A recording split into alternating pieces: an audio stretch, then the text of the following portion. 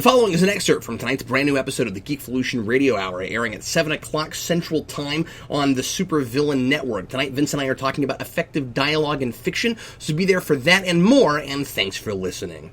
Let's go ahead and get right into it, talking a little bit about Asa Butterfield possibly being Spider-Man. I say possibly because I haven't seen any updates about this from 3 or 4 days ago, but allegedly that was the big rumor, that he was probably going to be the casting choice. It seems like it is not rumor that Marvel is talking to Asa Butterfield's people and that he's kind of the front runner right now, so I thought we would go ahead and talk about it. Even if it doesn't end up happening, it might be interesting to talk about if that's the right pick. Did you see Ender's Game? Yes. Okay, cool. So that is obviously the big thing he's done. I loved him in that role. I thought he was fantastic. And he played Ender. Yeah. Despite any qualms I might have had with that movie versus the novel or whatever, I thought it was pretty solid. I was really happy with what they did with it for the most part. I gave it a favorable review, and I really liked him in the role. I thought he was fantastic. I think Asa Butterfield as Spider-Man is a great idea. A lot of people are really kind of pushing against it. I'm not real sure why. The big thing I'm happy about, if that happens, of course, is he looks like a teenager, because he is. They're going back to high school. Yeah, so that's good. That's a terrific point. I mean, because you look at a lot of these movies, and then you get Tobey Maguire, and you get the other guy, Andrew Garfield. Andrew Garfield. Yeah, Andrew Garfield. Yeah, right. And they're his not game teenagers. ended prematurely.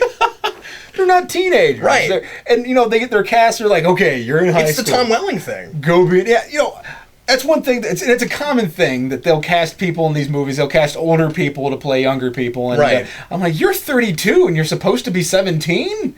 How am I supposed to believe this? Like, you look like your parents are probably your cousins. You look like you have children.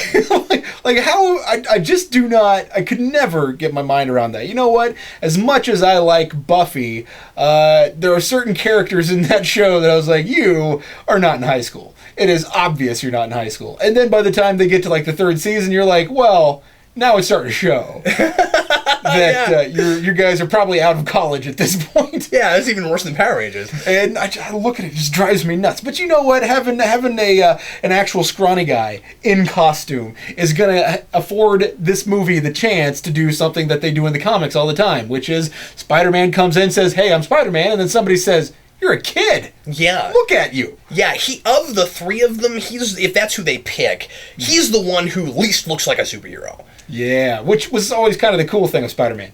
Yeah. I mean, that's what Stan Lee wanted, right? I mean, obviously, the difficulty with it, of course, is that you still need someone who can be really physical. Yeah. Because it's not a comic book. It's actually going to be somebody being filmed and in costume, and you don't want to just constantly replace them with someone who is muscular. When did this happen? In the costume. So, I don't know. I think it's a good choice. I think he looks like, very much in every kid. He looks like, every kid. not to be mean to Asa Butterfield, but he looks like the kind of kid who might get beaten up in high school. I mean, I buy it.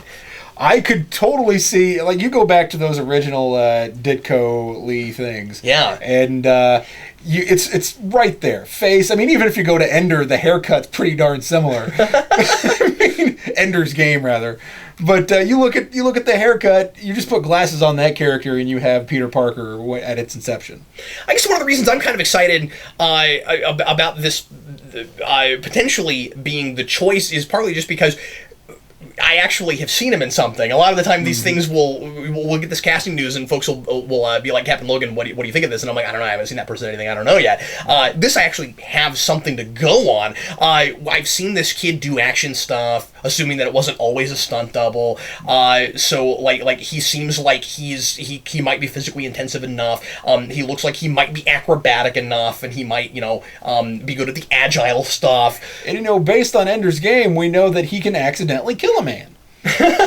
Or another kid, whatever. That's just a character, Vince. See, I don't see your point. You mean that he can convincingly make you... He can convincingly he can make you think that he's killed a man. Well, then if he ends up getting the black costume and he turns into, the...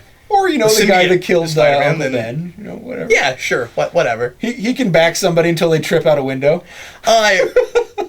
But another reason that I'm really glad that they're trying to cast this young, if that's what they're doing, is that this will be a Spider-Man that'll have legs. Not to make a pun, but 8 of them to be precise. We won't have to. Boy, wouldn't it be great if he got his 6 arms and then kept them?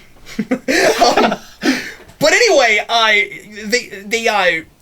they can have a Spider-Man that can go on for a really long time in this, Marvel shared cinematic universe, where we've been talking a lot lately, Vince, here on the program about how Marvel's going to have to start making some tough choices about whether or not they want to either write characters out, kill characters, or recast them. And with this, you might be able to actually do. This is potentially exciting if they allow it to happen the way that Stan Lee always intended, which is it's a coming of age story, and then if you let it keep going, you just see the man's life unfold. It would be really cool to see the kid grow up into an adult and then get married and maybe have kids. I would love to see that. And so we've got finally a kid that could very easily be Spider-Man for 20 years. Yeah. That's fascinating. I hadn't thought of that. Which is less about the specific character choice and just more about casting somebody that's actually this young. Yeah. And we have Spider-Man is now in a studio where I would trust something like that happening. Yeah. Remember that Sony will still have involvement, and some people are very anti this project no matter what they do, because they're like, wow, Sony's still involved, so screw it. It's not going to be good. It doesn't matter what they do. It's going to be terrible. I just feel like Marvel teaming up with them is gonna help it a lot. And there's no real way to know just how much creative influence Sony's gonna have. And also, I don't think we should jump to conclusions about that. If you want to play with your toys, that's great. But if you want to play with the neighbor kids' toys, all you got to do is invite them over. Well, it's a little bit more complicated. You bring your turtle van. I'll bring my G.I. Joes, and we'll have a big, massive crossover fight. It's going to be great. Yeah, but if you and I do that, we won't have to sign quite as much paperwork. I want you to sign this stating that you're not going to take creative license with G.I. Joe. I don't actually have any G.I. Joes. I don't know, it just seemed like a toy that people would know about. Creative license with the toys I own, even though I don't own the licenses for the toys. Yeah, I don't even own the toys. Vince, before we go to commercial break, because I haven't really had a chance to get you here and talk about this project all that much, what would be your dream villain for what they open with? Oh, open with. My dream villain is, I really want that lizard that I've always kind of wanted. Oh, okay. I'm not going to say that would be my dream opener. Do you still want to see the lizard done now that we've had him already? I mean... I would. I mean, okay. I wouldn't do it. If I were doing this business-wise, I would not do that. No, of course not. That's a terrible idea. You can't do Green Goblin or you could maybe get away with Green Goblin again because it's been long enough, and if they, they could do a more faithful version, I guess, But what I would do is I would do the Lizard and I would do Spider-Man and I would have them create at the same time. Because why is everybody in this universe kind of animal related? Well, then you can have people like the Rhino and Scorpion who are putting on costumes to become more animal-like, because now there's a precedent set. Yeah. So we have Spider-Man and we have the Lizard based on some kind of genetic testing. Strategy-wise, what would be the smartest choice? Oh, strategy. Well, I would not start with Venom. See, I think it could work. I mean, I think you could do feasibly anything, but I wouldn't start with Venom. Why not? Because I feel like you need some kind of history with Venom to make it make sense for why it's so spider-hating. Oh, well, that's true, but he could just, But I think if you did something closer to Ultimate, you could open with it. Yeah, I suppose that's true. I mean, the Ultimate... All you have to do is start with... Yeah, and I love the Ultimate version, and they're doing so much Ultimate stuff with these movies. I feel like if you did, if you had Eddie Brock be the best friend stand-in for Harry Osborn, you could kind of get away with doing Venom first or second. But if not Venom, who?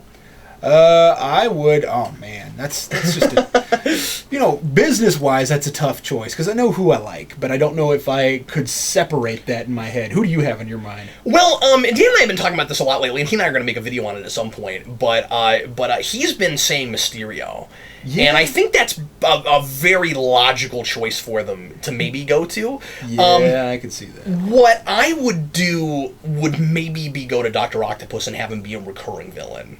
In multiple movies. I think you could very easily open with him. After all, he is in a lot of ways, I guess there are several villains, come to think of it, that you can kind of point to as Spider-Man's arch nemesis. I don't know that he has one.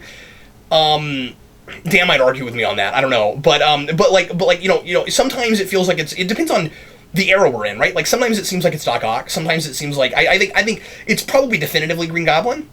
Yeah. You know what I mean? Definitively. Yeah. But, I just feel like you could make the argument for Doc Ock in a universe being the main, antagonist. And I know that we had a good Doc Ock already. Yeah. What I would say is that I would almost be more interested in the setup. I would. That's what Dan Torrey keeps saying. I would be more into because Mysterio makes sense in my head because Spider-Man is famous for going the route of entertainment initially as opposed to crime fighting. Great point. What if we actually did that in a movie? We haven't done that yet. So Mysterio, and it might not necessarily be, one, but yeah, maybe it's not wrestling. Maybe he wants to go out there and be a stuntman or something like that, who refuses to show his face or something like that. Yeah. And he can do all sorts of crazy things.